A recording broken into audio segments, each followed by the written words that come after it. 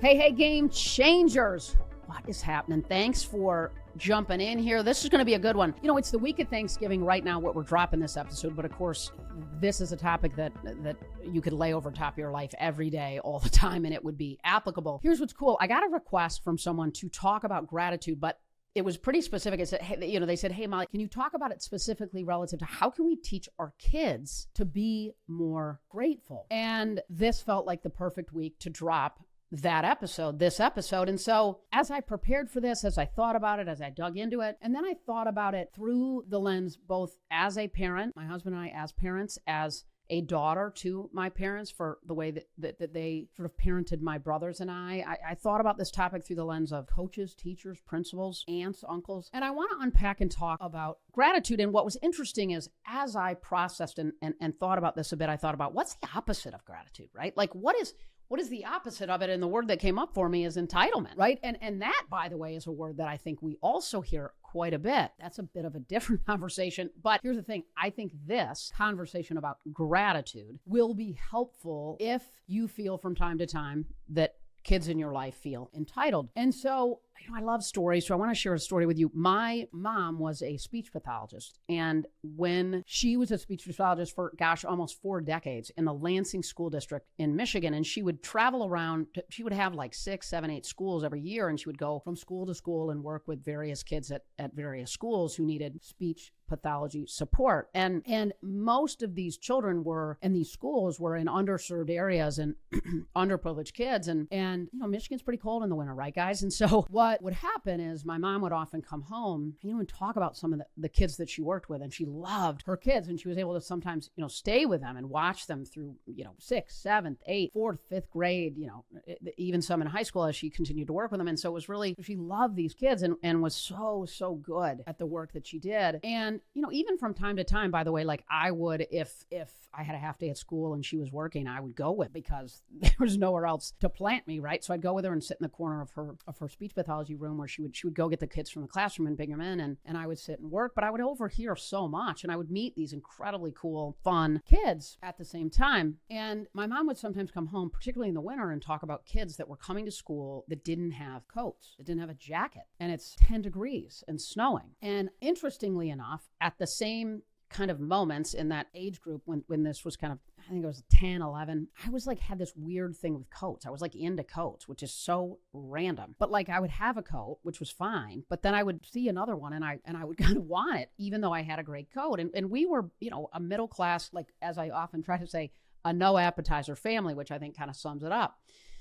And so it was interesting because my mom would often come home, and I would meet these kids from time to time when I would go with her to school.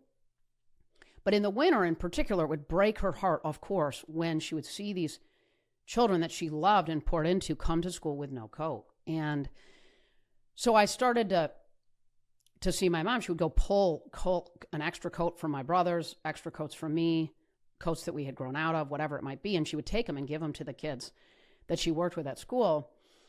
And so I share that only because at some level, as I reflected and thought about this topic, it shifted my lens when I look back at it, right? Like I'm not sure I would have been able to articulate it like this at 10 or 11, but it shifted my lens to not feeling entitled for a second coat per se, but rather being so grateful for the one that I had. And I was less eager as I reflect on it to even look or be tempted to comment on or look or like or, point to whatever it might be, another one, if I already had one. And it filled me up as I reflect back to see these, I got to know some of these kids, and then to see these kids that were in need with a coat that we had given them. And so it made me less eager to have another one, more grateful for the one that I had, and then also, fulfilled because I knew that this coat was going to a kid that needed it way more and was coming to school without a coat in 10 degrees and snowing. I mean, that's, it breaks my heart today. And here's the other thing that's interesting. I would argue that my mom wasn't necessarily thinking, okay, she's obsessed with coats. this is ridiculous. I'm going to try to shift her from feeling a little bit entitled to being grateful. If you asked her today, she'd go, I had no idea that is what, but it is who she is, and it is the result of what she did. And that's in part a little bit of the foundation for what I want to dig into.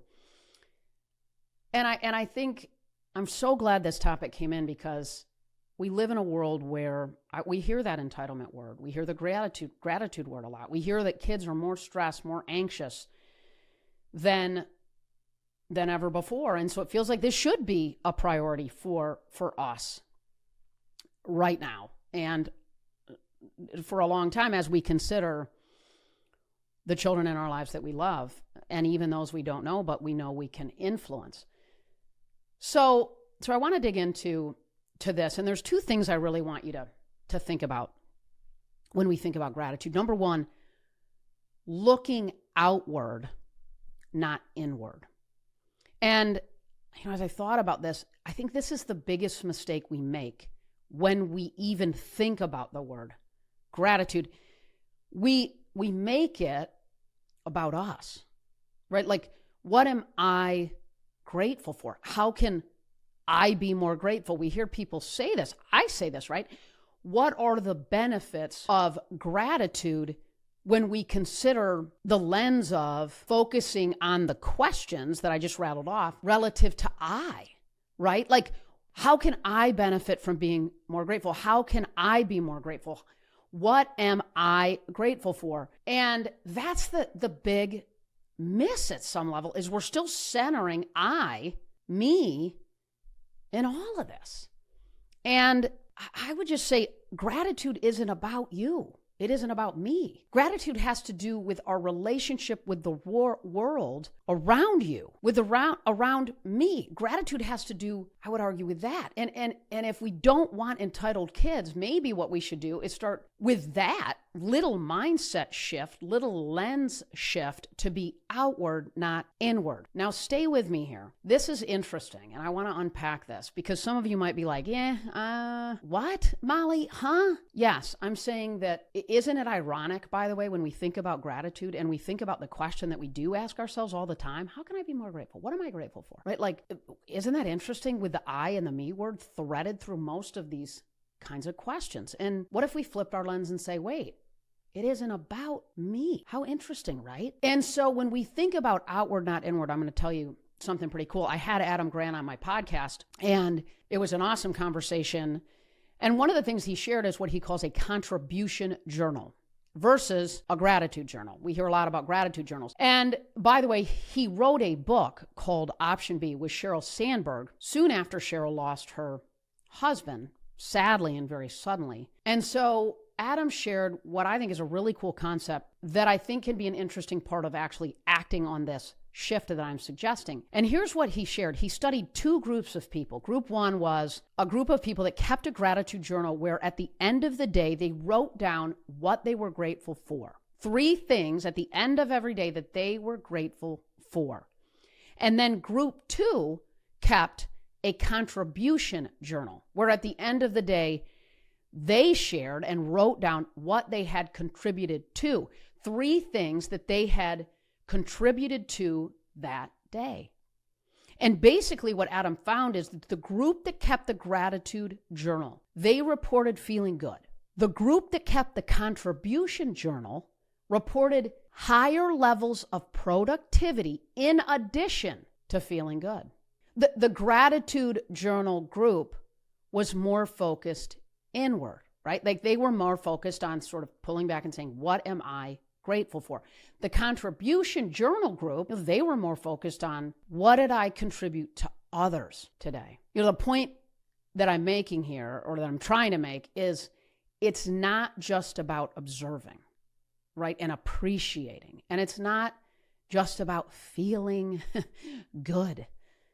It's about how you show up and how you contribute in relation to others, to your family, to your team, to your work, to your community, to the world, to kids in your life. And guess what's really cool? When you operate that way, your contributions show up in someone else's gratitude journal. Pretty cool, right? So number one, outward versus inward. Number two, treat gratitude as an action, not just a feeling. So we've shifted our mindset a little bit, where I'm challenging you to think about gratitude not just as a feeling that's personal to you, but as an action that you take. So I want you to consider some things that we can do, you can do, we can do with our kids. And I say our kids, in service of it being your own children, those you teach and you serve, the kid that carries your groceries out to your car or checks you out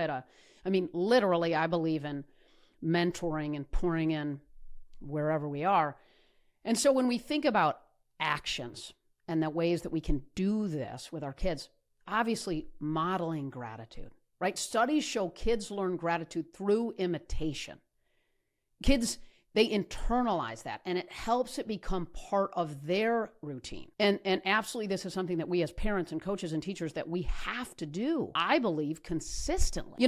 We can consider the power of story as we work to model gratitude, as we work to instill gratitude. I think about the books I would read to our girls when they were little, or when I would come home from the office, or today even, now they're in college, but when I would come home maybe from a trip or a keynote or whatever it might be, stories and pulling through gratitude from those stories can really help our kids relate to it. They can visualize it. They can see it. Stories are such an awesome way to bring something so vividly to life for other people. And it helps them understand that when we do this, that it's something that you as a parent or a teacher or a coach, that you value this. And, when we come home to our families and our children and we share these stories, it shows that it's something as a family or as a team or as a classroom or as a school or as that you value as a unit. And then as they get older, right, when we think about modeling gratitude, the other thing is saying thank you, right? Acknowledging small acts. Somebody opens a door and holds it for you as you walk in, or there's 1,000 opportunities throughout the day for us to model it for our children. And they can see that. They see us say thank you and acknowledge small moments when people contribute or whatever it might be, that we say thank you. It's such a powerful example at home, an environment where gratitude, we want to be normal and we want it to be valued. So, you can even use the word gratitude, right? Because there's a really big difference when, and I don't know if you've ever noticed this, but when people say, I appreciate it, there's that, and then there's, I appreciate you. Isn't that such a significant difference? When I get an email or a note and it says, I appreciated it, it's one thing. I appreciate you. And so when we think about that, the difference between somebody holds the door open or somebody helps you or whatever it might be, when we say, I appreciate you, it lands, doesn't it? It lands differently. It totally lands differently, and it's powerful. So our kids are watching all of these little moments. They're watching how we treat others. And, others, regardless of whether the others are doing anything for us, or in a perfect world, they're not.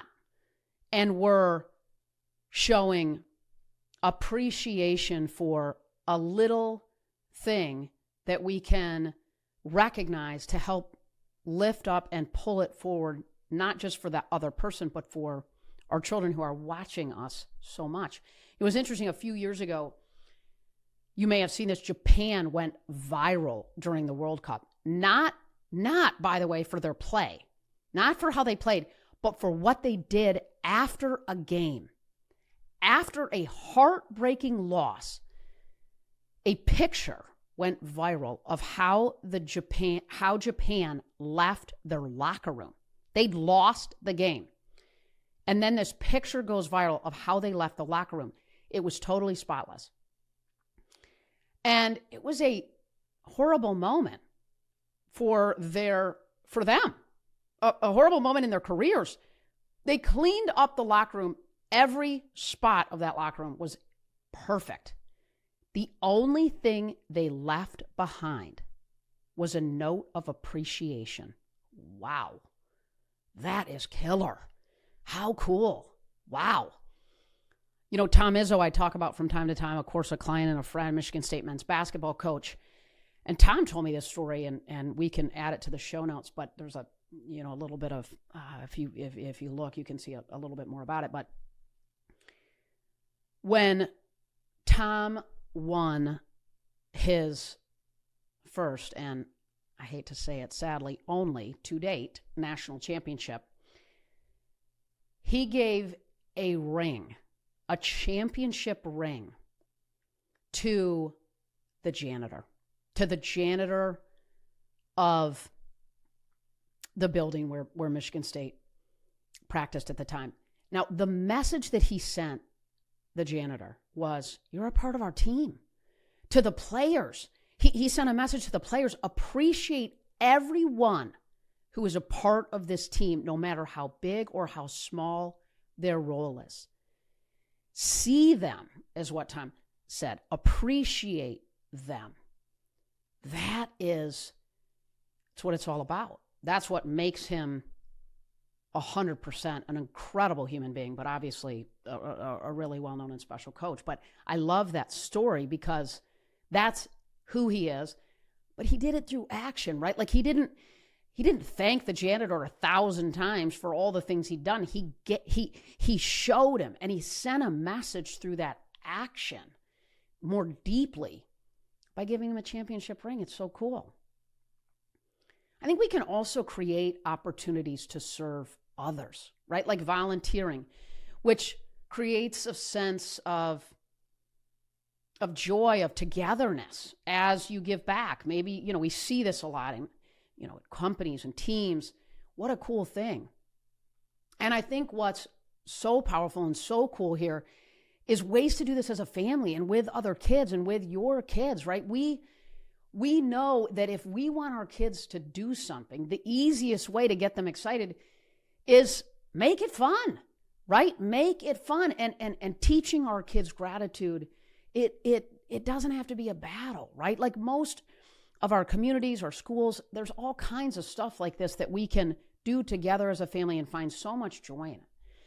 Because giving back should be something fun for kids, because it gives them ways to make it their own. When they can connect to the pure and joy that bubbles up inside of what we know as adults when we serve other people, when we can get them feeling that young, man, that's a powerful thing. And there's so many organizations out there that of course can always use our hands and heart and heads and our kids. And the other thing I would just say when we think about actions is just little small acts of kindness, right? I think so often we rush through our days and, really stopping and seeing people. And this is something, I'm clipping, right? And it's so important. And so I try to remind myself of constantly, is let the person in front of you, right? Like really, unless you're, chasing down, the back half of an ambulance because your spouse is in it. I mean, chill out, right? Like just little things that are so little. I'll tell you kind of an interesting story. I love stories, as I said. So we were shooting a bunch of things, shooting film, by the way, at my house. And it was during the summer, and so all of our girls were home this summer, which was super cool.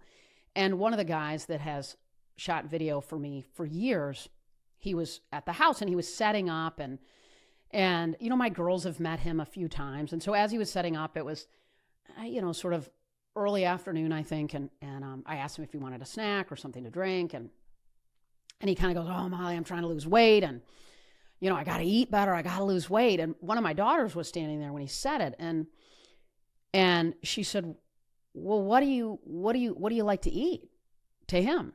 And so he was telling her, right? He started to tell her what he liked, what he didn't like. And so this conversation continued. And then he would share, the problem is like, I work so much. And then I'm coming home from a shoot or, he films various concerts, different things. He's like, I'm coming home and I just, I drive through Popeyes or Chick-fil-A or whatever it might be, Burger King, McDonald's, and I just, grab some chicken fingers and go home and eat it and go to bed. And so he starts sharing all these different things. And of course, shared a little bit about what what he's been doing. And so my daughter said, well, chicken fingers, like, is that what you get a lot? And he said, yeah. And she said, we could, there's ways to make chicken fingers, but make them a little bit, healthier. And, fries, she started sharing. She goes, what we do at our house is sometimes we'll take a actual potato, we'll slice it up and we'll cook it with just a little olive oil and salt. And, they're not the same as McDonald's, but they're a much healthier version of a French fry. And so then she started asking, well, what do you eat for breakfast? And he shared a little bit. And she said, what do you eat for lunch? And he's still, by the way, setting up lighting, setting up everything. I'm zipping around, prepping. And she's sort of drilling him, right? Like, well, what do you eat for snacks? Like, what do you eat? All of these kind of questions. And he was shooting at our house that night till late. And when he was packing everything up to leave, my daughter said, hey, how about tonight? Let me make you some of these chicken fingers that we make. You can just eat it in the car on your way home if you want. And I'll make some of these potatoes. Would you be down for that? Would you be? And he was like, oh my God, that's so nice. I would love that. That'd be great. And so she makes these chicken fingers, makes these slices up, makes these little to-go plate for him. And he's leaving. And it was pretty late. And he's driving out. And he texted her, which was cool, and said, man, those were so good. Like, I loved it. And so then she pulled back. He had to come a couple days later for some more shooting. And she sort of continued, she asked him a little bit about what he likes to eat more specifically. And long story short, here's the bookend on this deal. She started making him meals. She got really clear on the things that he liked. And she made him like 2 weeks of meals. And then it was really cool. He was giving her feedback like, hey, like, I really like that soup, but if you did this with it, it might be a little bit, like, in a really cool way. But then she sort of iterated a little bit and then made a bunch more. And then she was headed off to college. But what was so cool was he was and is giving her updates as he's continuing to lose weight. And it's just been so cool. And even that first week, he lost 10 pounds. He started walking around his office park and, texting updates, texting pics. It's so cool. And what was neat about it was an action that my daughter sort of saw as an opportunity to pour into someone. And he is a terrific human being who, he left home at 16 and he said, like, Mom, I've never really learned to cook. And so she's been able to pour into him, and we've been able to pour into him in that way. And so I just share that only because it was really cool as a parent to watch that unfold. And what was super cool too is to see the change that it's made in him, but also the energy that it gave her when she knew she was helping him move the needle in an area of his life that was really important to him. And it unlocked a little bit more gratitude in her, a joy in helping him make progress in his health. And so I share that because it was an action. And so as we go through our days and we go through our lives, and as we're inside this week of Thanksgiving, where if you're listening to this, I would argue that we probably have a lot to be thankful for, I would say, yes, share around the dining room table with your family what you're grateful for, who you're grateful for, all of that. It's awesome. But remember these two also. Number one, look outward, not inward, and consider how maybe a contribution journal can be something that could serve you. And then number two, treat gratitude as an action, right? Not just a feeling, but an action. All right, there you have it. So keep sending requests in. I love them, as you can see. This was a terrific one and super fun to unpack, reflect on, and I hope it helps so many others. Just hit me up at hello@mollyfletcher.com. Love the ideas, the thoughts, anything you want to know more or less about. The truth is, I'm open, wide open, and happy to talk about anything that can support and serve you. And please, if you can, rate, review, or subscribe to the podcast. I got to tell you, that is such a big help because it helps other people find the show. Big hugs, and signing off. Please know I am absolutely grateful for all of you.